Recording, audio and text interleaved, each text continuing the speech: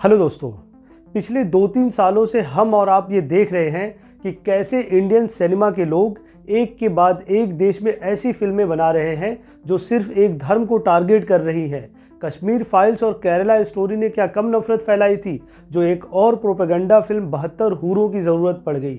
आइए आज के इस वीडियो में हम समझते हैं कि क्या है 72 हूरों की सच्चाई और कौन है एक्टर एक्ट्रेस जो प्रोपेगेंडा फिल्म में काम करने को देशभक्ति बताते हैं।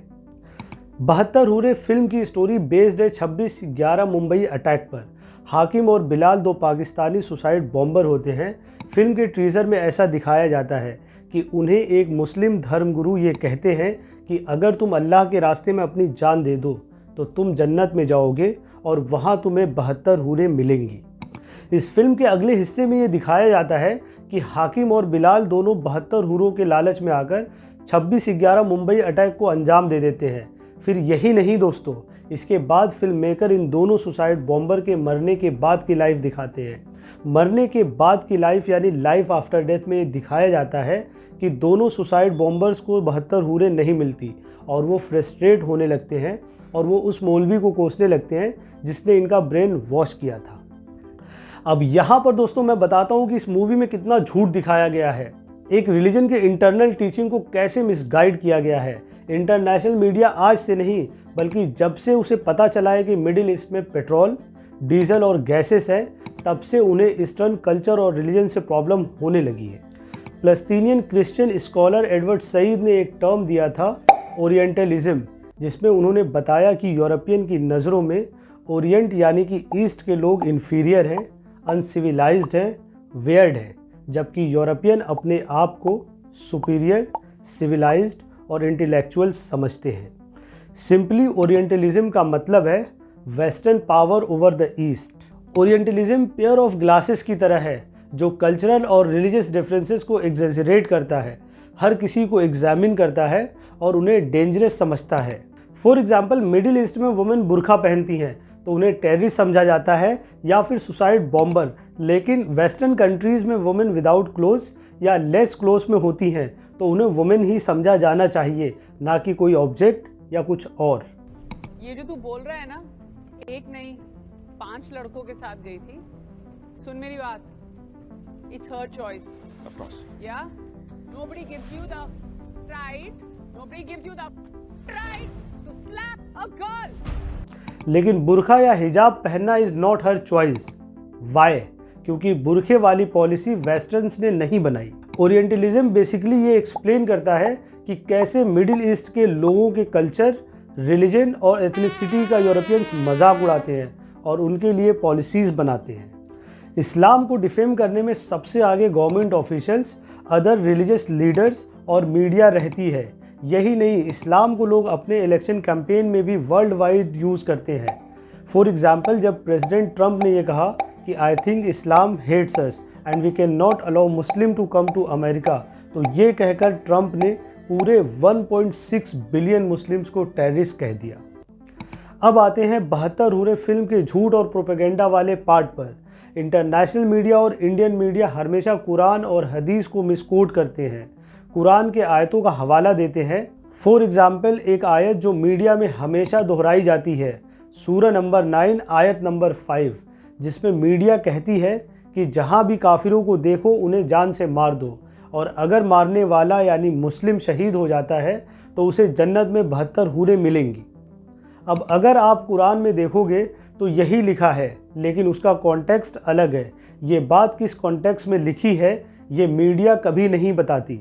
अगर आप सूरह अल तौबा सूरह नंबर 9 आयत नंबर 1 से 5 तक देखोगे तब आपको पता चलेगा कि ये किस कॉन्टेक्स्ट में लिखा है।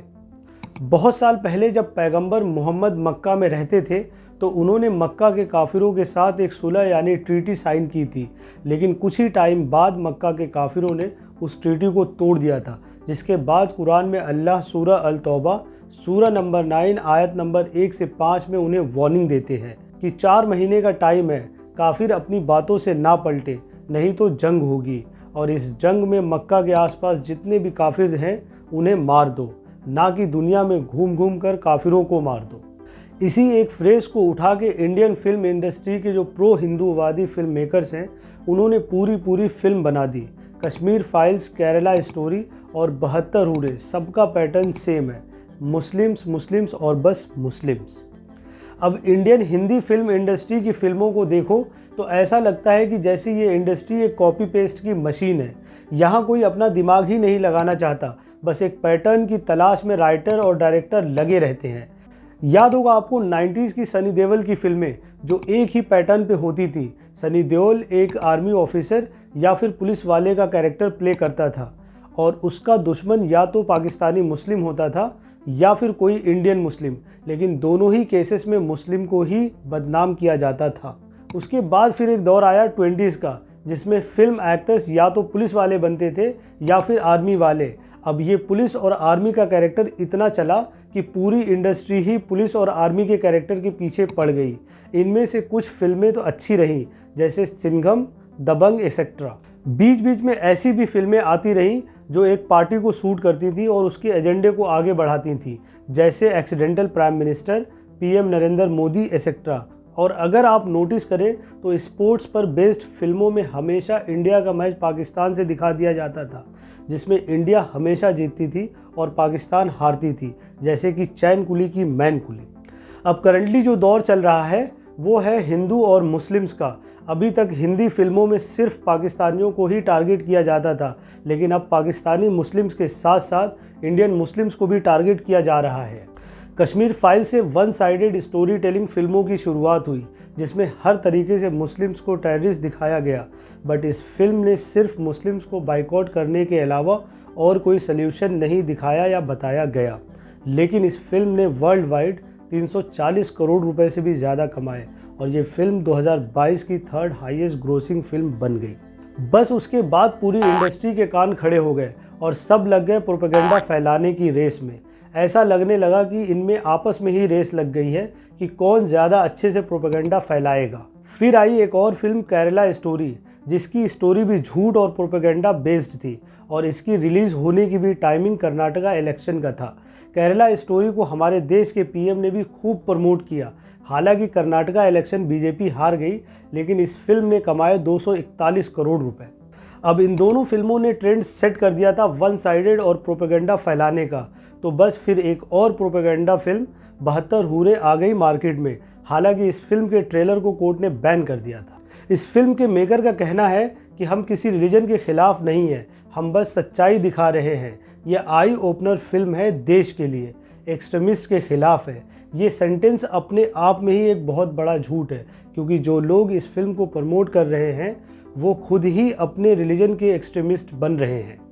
अब आप 72 हूरे के प्रमोशन में देख सकते हैं कि कैसे फिल्म मेकर जय श्री राम के नारे लगा रहे हैं और लगवा भी रहे हैं।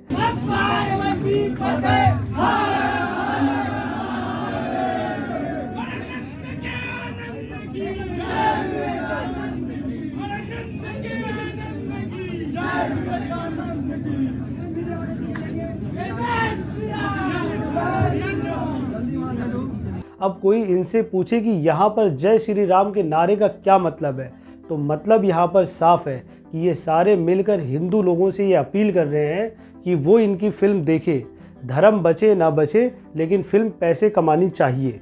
हालांकि ये फिल्म बाकी फिल्मों की तरह ना तो ज़्यादा प्रोपेगेंडा फैला पाई और ना ही ज़्यादा पैसे ही कमा पाई।